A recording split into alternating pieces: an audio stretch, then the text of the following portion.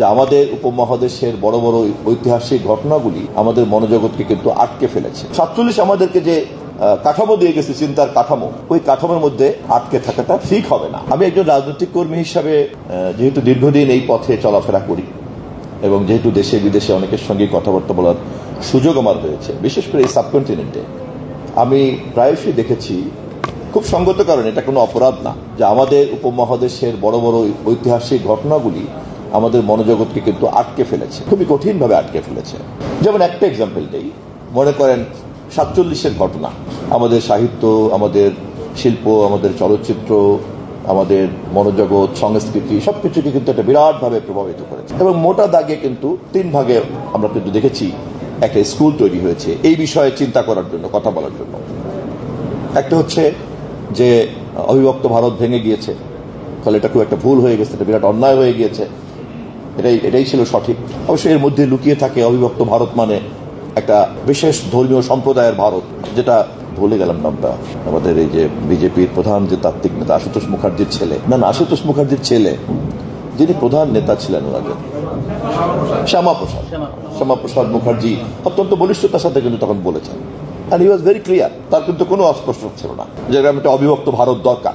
এবং উনি কনসিস্টেন্টলি তখন কিন্তু কংগ্রেসের নেতৃত্বের সঙ্গে এই বিষয়ে তর্ক করতেন, কথা বলতেন এবং কংগ্রেসকে দায়ী করতেন যে তোমরা ভারতটাকে ভেঙেছ। অপরদিকে ভারতের মুসলিম লীগরা তখন, মুসলমানরা, তারা এই ভূখণ্ডে ঐতিহাসিক ধারাবাহিকতাতে তারা যে একটা বিশাল জনগোষ্ঠীতে রূপান্তরিত হয়েছে, তারা ব্রিটিশ উত্তর ভারতে তারা কিভাবে এখানে সম্মানজনকভাবে যুক্ত হবেন এই নিয়ে যখন কথা উঠল, ব্রিটিশরা তখন একটা সমঝোতা সমাধান হিসাবে তারা তখন ক্যাবিনেট মিশনের প্রস্তাব দিল। ক্যাবিনেট মিশনের প্রস্তাবে দেখা গেল যে অবিভক্ত ভারতও থাকে এবং বিভিন্ন সম্প্রদায়ের যে স্বকীয় চাওয়া পাওয়া ওগুলিও অ্যাকোমোডেট করে দেওয়া হয় এবং 3টা টায়ারে ভাগ করা হলো। নিশ্চয়ই আপনারা ইতিহাস সম্পর্কে। আর আরেকটি হচ্ছে, না আমরা মুসলমান আলাদা হয়ে যাব বা অমুক আলাদা হয়ে যাব ইত্যাদি। মোটা দাগে কিন্তু এই 3টা। এর পরবর্তীকালে আপনি দেখবেন, ইভেন আমি যখন পাকিস্তানেও আমি গিয়েছি, আমি দেখেছি সেখানকার বোদ্ধাদের সঙ্গে কথা বলতে গেলেও আমি দেখেছি যে এই চিন্তা দ্বারা এমনভাবে প্রভাবিত থাকেন যে বিভিন্ন চিন্তার মধ্যে যে মানবতার যে মূল সুর থাকা দরকার, অথবা একটা মানুষের যে সক্রিয়তা থাকা দরকার এবং উন্মুক্তভাবে চিন্তা করার যে, এবং ইতিহাসের নির্দিষ্ট সময়ের যে জটিলতা তার ঊর্ধ্বে উঠে ব্যাপারটাকে দেখার জন্য যে ধরনের চিন্তার স্বাধীনতা দরকার, তা কিন্তু বেশিরভাগ সৃষ্টিশীল মানুষ যারা কাজ করেন, বিশেষ করে নিচের দিকে তো এটা হওয়া সম্ভব না, কারণ আমরা সবাই আসলে অনুকরণ বা অনুসরণ করতে কিন্তু প্রবৃত্তিগতভাবেই পছন্দ করি। চিন্তাশীল মানুষের সংখ্যা তো খুব কম, সবাই আমরা অনুকরণ চাই, সবাই আমরা একজন দেবতা চাই, গুরু চাই, নবী চাই, অথবা পীর সাহেব চাই। এটা আমাদের সহজাত প্রবৃত্তি মানুষের মধ্যে। ফলে কোনো জিনিসকেই ক্রিটিক্যালি দেখা, প্রশ্ন করা এবং তার মধ্য থেকে সেই চিন্তাকে সময় উপযোগী করা এবং সময় উপযোগীভাবে উপস্থাপন করা, এর জন্য যে সৃষ্টিশীলতা দরকার, এটার কিন্তু একটা অভাব থাকে। আমি সত্যজিৎ রায়ের জন্মদিনে আপনারা যখন উৎসব উদযাপন করছেন, আমি আপনাদের প্রতি আহ্বান রাখবো, সত্যজিৎ রায়ের যে মানবিকতা, এবং সেই মানবিকতাকে যদি আজকে উনি বেঁচে থাকতেন, তাহলে এরকম একটা মানবিকতার বৈশিষ্ট্য আজকের প্রেক্ষাপটে উনি কিভাবে চর্চা করতেন, আমরা তো তার মৌলিক চরিত্র বুঝে ফেলেছি। ফলে সেভাবেই কিন্তু তাকে উপস্থাপন করাটা ভালো এবং সেভাবেই চিন্তা করাটা ভালো।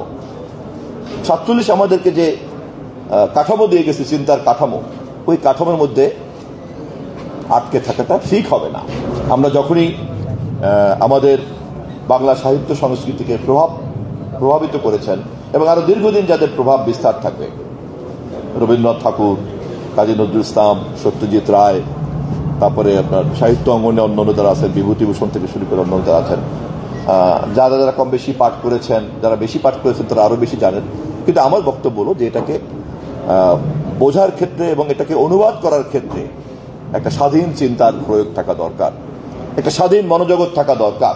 তা না হলে কিন্তু 47-এর রেমিনেন্স হিসাবে আমাদের চিন্তা কাঠামোর মধ্যে কিন্তু আমাদের অজান্তেই আমরা একটা ভুল চিন্তা কাঠামোর মধ্যে আটকে যেতে পারি এবং এই ধরনের মহান মহান মানুষকে আমরা হয়তো ভুলভাবে ব্যাখ্যা করে ফেলতে পারি। সেটা করাটা ঠিক হবে না।